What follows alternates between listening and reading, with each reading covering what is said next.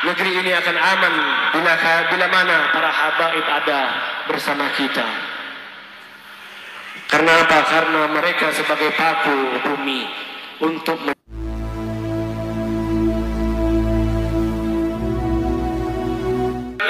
Muhammad, tapi mereka tetap membenci para habaib dan keluarga Nabi Muhammad.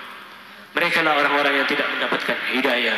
Mudah-mudahan semuanya, mereka yang mencaci maki, menghina habaib, menghina, mau membunuh sampai mau mempenjarakan para habaib, mudah-mudahan mereka dibukakan pintu oleh Allah Subhanahu wa taala. Mudah-mudahan dibukakan hatinya oleh Allah Subhanahu wa taala. Kalau toh memang tidak mau dibukakan, sudah ditulis oleh Allah tidak akan terbuka, mudah-mudahan dimusnahkan dari negeri ini. Amin. Allahumma.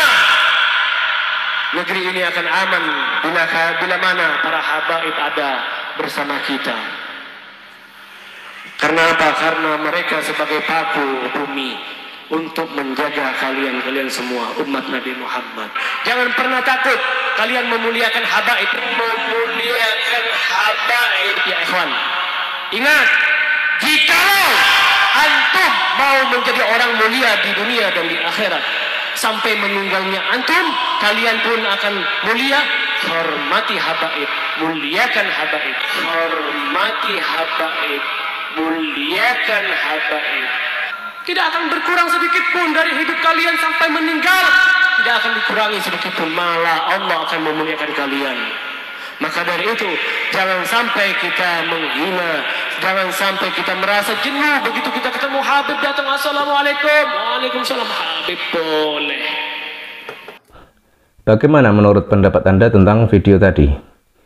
Sampai segitunya ya, ternyata para habaib membela diri, berusaha memulihkan citra baik agar tidak dijauhi orang-orang pribumi, agar habaib kembali dipercaya dan dicintai lagi oleh orang-orang pribumi.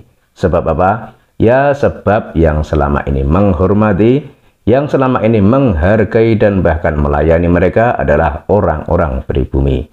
Sebab di negaranya sana, negara asalnya sana, di Yaman, mereka mungkin tidak dianggap apa-apa, tidak mendapat perlakuan istimewa sebagai raja seperti di Indonesia. Cuma di Indonesia ini saja mereka menjadi kelihatan berarti. Tapi itu dulu. Kalau sekarang kan semua sudah terungkap. Ternyata mereka palsu. Dasarnya apa? Ya dari cara ceramah yang suka teriak-teriak seperti video di awal tadi. Apa inti dari ceramah itu tadi? Kan isinya tentang arahan untuk mencintai habaib, agar orang menghormati habaib, agar orang patuh dan taat kepada habaib. Kan begitu. Kalau yang ceramah seperti itu bukan orang yang termasuk dari golongan habaib, mungkin masih agak pantas meski sebenarnya kurang bermutu. Nah ini yang ceramah habaib, yang menganjurkan orang untuk mencintai habaib, ya seorang habaib sendiri. Kan sama saja meminta orang untuk menghargai dan menghormati dirinya dan golongannya. Paham ya? Dan lagi-lagi dalam ceramah itu disisipkan provokasi dan fitnah. Misal di ceramah tadi dia bilang, orang yang memusuhi habaib, orang yang akan memenjarakan habaib, orang yang akan membunuh habaib. Kan begitu tadi. Lantas pertanyaannya, siapa yang dimaksud akan memenjarakan habaib itu? Siapa yang dimaksud akan membunuh habaib itu? Kan tidak ada. Ini kan hoak dan berita bohong yang berisi provokasi dan adu domba. Tujuannya apa? Ya salah satunya agar sesama Islam saling curiga. Agar sesama umat Islam yang pro Habib dan yang tidak percaya kepada Habib menjadi saling bermusuhan. Padahal sebagaimana kita ketahui selama ini, pembahasan tentang nasab Alawi Yaman kan sebatas debat ilmiah, sebatas kajian ilmiah yang dilakukan oleh Kiai Imaduddin Utsman dari Banten yang menyatakan kalau nasab para habaib dari Yaman itu terputus dan tidak tersambung kepada Kanjeng Nabi berdasar kitab nasab abad keempat dan abad kelima. Kok sampai Habib yang ceramah tadi menyebut orang yang akan memenjarakan habaib, orang yang akan membunuh habaib? Siapa yang dimaksud? Apakah yang dimaksud itu kita yang bukan dari kalangan habaib? Atau bagaimana? Jadi harusnya kalau yang diharapkan dan diminta rakyat Indonesia itu adalah bukti, ya buktikan dong sebagai cucu Nabi. Caranya bagaimana? bantahlah kajian ilmiah dari Kiai Imaduddin Usman itu dengan kajian ilmiah juga, membantah argumen, bukan mengalihkan isu dengan menganggap kitab yang digunakan Kiai Imaduddin adalah kitab Syiah, atau alasan lain yang sama sekali tidak menyenggol inti kajian ilmiah Kiai Imaduddin. Jangan. Jadi kalau misal debat ilmiah tidak bisa, ya lakukan tes DNA. Kenapa harus tes DNA? Yaitu satu-satunya cara yang paling mudah untuk pembuktian. Kalau misal tidak mau tes DNA, alasannya itu bukan ajaran agama, atau karena itu buatan kafir, atau itu tidak ada dalam kitab fikih. Lah ini namanya tes DNA itu penemuan mutakhir di abad modern ini, bro.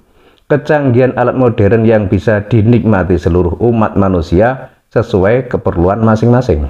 Kalau misal mau melakukan tes DNA, tapi mencari rujukan di kitab-kitab fikih, ya tidak ada, bro. Para ulama ahli ilmu fikih kala itu merumuskan suatu hukum berdasar Quran dan hadis, yang namanya tes DNA itu belum ada. Sebagaimana hukum mobil dan ponsel, di abad lampau barang-barang itu juga belum ada. Jadi ya harusnya kita hidup itu mengikuti perkembangan zaman dong. Kita kembali ke video awal tadi. Penceramah di video tadi itu nampaknya seorang yang bergelar Habib. Di ceramah itu dia bilang orang yang tidak percaya atau misal membenci Habib didoakan semoga mendapat petunjuk, dapat hidayah dan lain sebagainya. Namun di kalimat berikutnya ia bilang, semoga mereka para pembenci Habib dimusnahkan dari negeri ini. Ini maksudnya bagaimana? Ini kan tidak ada kesinambungan antara kalimat yang awal dengan kalimat berikutnya. Di depan mendoakan orang agar dapat hidayah, di kalimat berikutnya mendoakan orang agar dimusnahkan. Kan tidak nyambung dan malah bertolak belakang. Lagi pula, Kanjeng Nabi juga tidak pernah mendoakan kejelekan pada umatnya. Bahkan terhadap orang yang membencinya sekalipun tidak pernah. Tapi justru Kanjeng Nabi itu selalu mendoakan kebaikan kepada siapa saja, baik yang benci maupun yang suka kepada Nabi. Yang dekat maupun yang jauh dengan Kanjeng Nabi didoakan dengan kebaikan. Lah ini ada seorang Habib yang sok mengaku sebagai cucu Nabi, tapi kok beda banget dengan Kanjeng Nabi.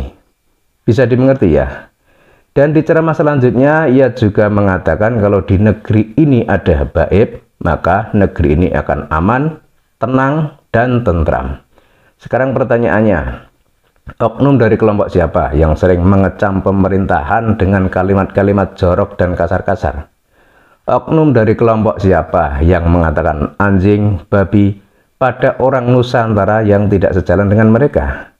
Oknum dari kelompok siapa yang mengaku sebagai majikan dan menganggap pribumi sebagai budak? Terus, oknum dari kelompok siapa juga yang sering demo, membuat macet kendaraan, menyita anggaran negara untuk pengamanan aktivitas yang tidak bermanfaat itu? Maka kalau dibilang di negeri ini akan tetap aman, nyaman, tentram, dan damai jika ada habaib, maka itu salah total. Sebab yang terjadi malah sebaliknya, kekacauan, kegaduhan, kegelisahan, saling benci sama pribumi, saling curiga, dan yang menjadi pemicunya adalah segelintir orang dari golongan para habaib itu sendiri. Ini fakta, bukan hayalan apalagi dongeng yang tidak masuk akal, tapi ini bukti konkret. Maka kesimpulannya, negara akan lebih aman, nyaman, dan tentram jika di negeri ini tidak ada habaib yang suka menebar provokasi yang selama ini sering mereka lakukan. Bagaimana kalau menurut pendapat Anda?